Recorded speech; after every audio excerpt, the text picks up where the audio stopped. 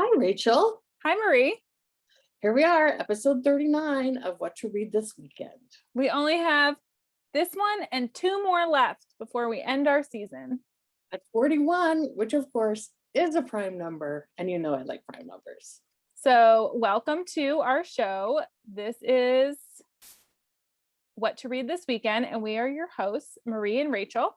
And each week we share a few library books on a theme and how to find them on the Citywide Digital Library available on the Sora app. Our shows release Fridays at 3 p.m. on YouTube and IGTV. Marie, tell us what we're going to talk about this week. All right, Rachel, I will tell you. So this week's theme is our favorite audiobook narrators. And let me say, Rachel has a deep, dark obsession with audiobook narrators. I've just barely gotten into audiobooks and narrators. So, Rachel, who are we featuring? We are featuring BAHNI TURPIN, FRANKIE CORZO, PRIYA AYYAR, and DION Graham. So we will share our maybe favorite new-ish release from each of these narrators, as well as a few other books you may hear them narrate. So it's kind of like a different setup this week. And I beg to differ, Marie, because I think you were pretty strongly favoring the two narrators you chose. It's true, but it's a new obsession. Okay. You know me, I have like all kinds. That's valid. Yeah. So the first book is The Skin I'm In, which is written by Sharon G. Flake and narrated by BAHNI TURPIN. It is no secret, as Marie said, that I love BAHNI TURPIN. I love BAHNI TURPIN so much that I apparently tell everyone, and I randomly got a text message this week from a friend saying, "What a great recommendation. Loved books narrated by BAHNI TURPIN." I have no idea what I recommended her. But she's great. I think The Hate You Give was the book that kind of hooked me on her narration. The Life I'm In really took me by surprise. This is the sequel that we have been waiting for years, literally since 1998, when Sharon G. Flake wrote The Skin I'm In. This is kind of a sequel. It's an update for current times. We've fast forwarded a few years, but our characters are still teens. Charlize, or Char Jones, was the bully from the original novel, The Skin I'm In, and is now our main character. So if you read the original novel, you know that Char bullied the main character for the color of her skin. And I, for one, had no plans to forgive her. She was not likable. But this book shares the other side, the insight into the heart and mind, the life of a bully. So Char is still making trouble and getting kicked out of school at the beginning of the novel. She's angry, she's raw, she's frustrated, and now she's being sent to live with her grandparents. Her sister, who took care of her, can do no more. The book starts with her on the bus, but she has decided that she's not going to her grandparents. She's running away. And after she can no longer make it on her own, doesn't take long, she meets a man who promises to give her food, clothing, and money for rent.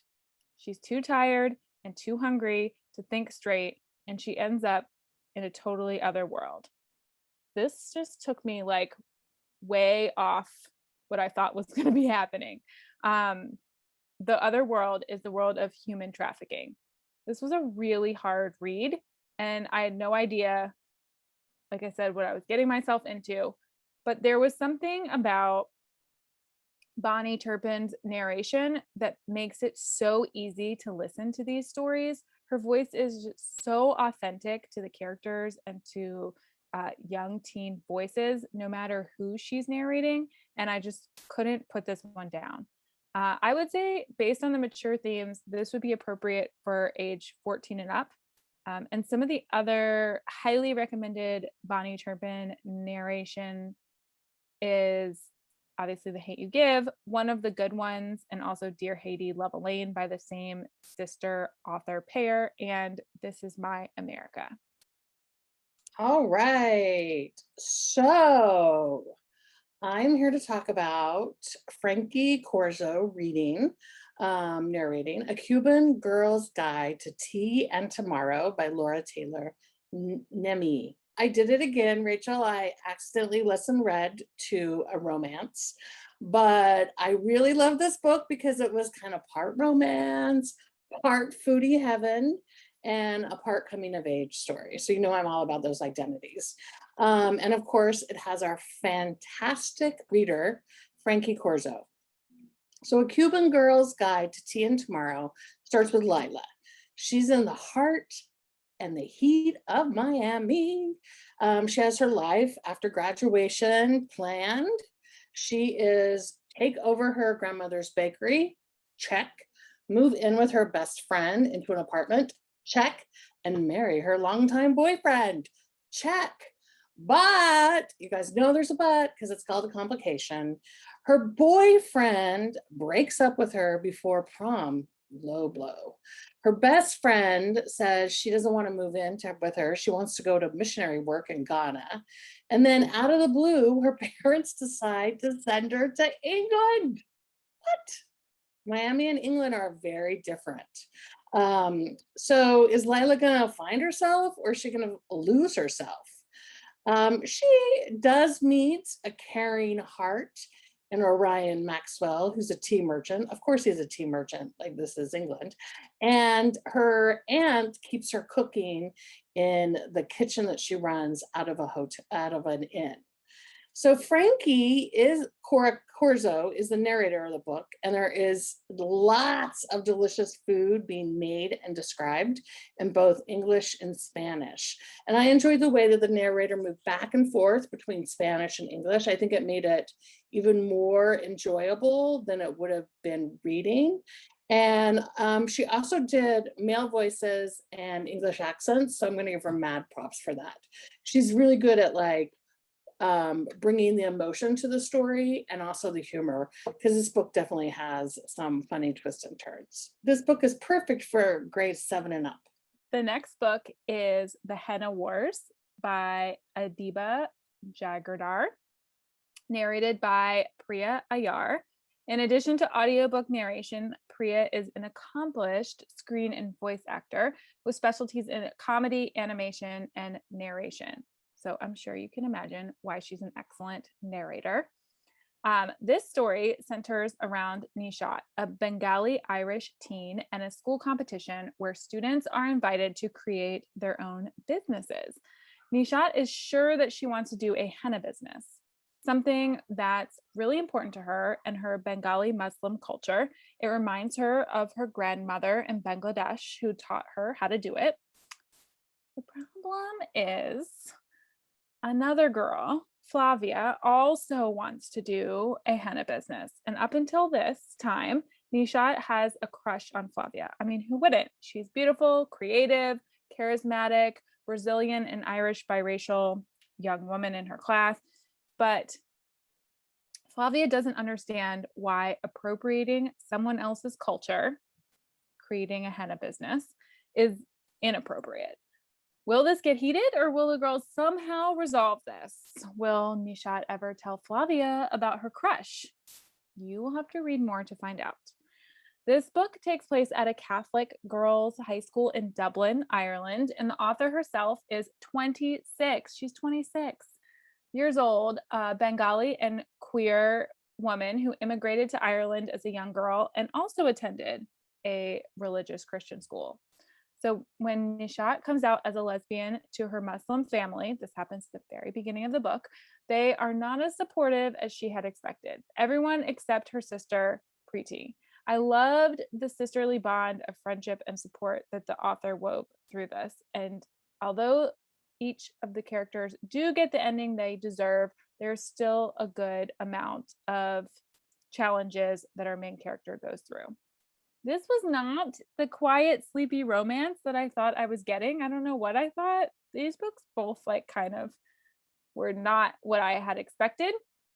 I feel like I didn't have the words when I was this age to talk about big concepts like cultural appropriation. And I just love that the way that the author makes these big ideas feel so personal and real and gives young people the tools and confidence to call things out in their own communities.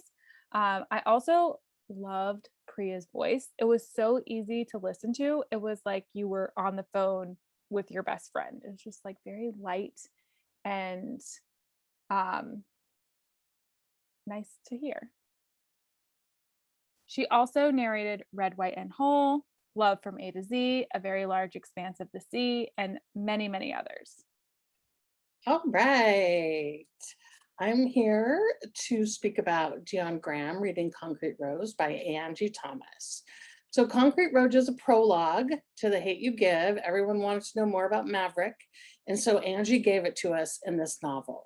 It tells the tale of Maverick, little Don Carter, who is a 17-year-old growing up hard in the Garden Heights district. The King Lords, which is the gang, have existed long before Maverick was born, and he knows that the gang and its game can steal family and friends and even you. It took his father, Adonis, who was serving time in prison, and Maverick tries really hard to keep his little cousins, his friends, out of the gang. Things start to change for Mav when he finds out he's about to be the father. And those of you who have read The Hate U Give know that there's kind of like a certain complexity there. How is he going to leave the gang? How is he going to raise his son? And how is he going to prepare for another child? Angie Thomas has really written a book that is both beautiful and painful at the same time.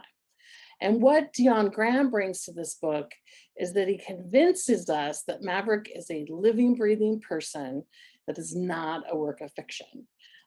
He is able to read in a dialect that I was like instantly transported back into the 1990s. And he also gives emotion to Maverick's struggle. Two parts that stand out for me are when Maverick stands up to his father's when Mav stands up to his father, incarcerated father, and when he holds another man at gunpoint. You can really feel the anxiety and the tension and the emotion. And I would say this is a must listen to or read for grades 8 and up. Oh, and also Dion Graham has a huge list of audiobooks. Dear Justice, he did Nick Stone's Clean Getaway, and he also has read this one, an example of Trombone Shorty, a lot of picture books. So he has an amazing voice. You can find all of these and more on the New York City Citywide Digital Library, available on the Sora app. If you need help accessing ebooks, you can reach out to one of us or your favorite librarian. And announcements. Hello, AudioSync is still in full swing, people. So if you need some audiobooks, you can download them each week and listen to them when you like. I also noticed that you can search by narrator on Audiobook Sync. So if you liked one of the ones we shared, I'm pretty sure the Henna Wars is coming up in one of the future weeks. You can view the show notes at bit.ly/W2RTW2020 and join us next week for our Pride Month celebration. Woo, woo, woo, woo.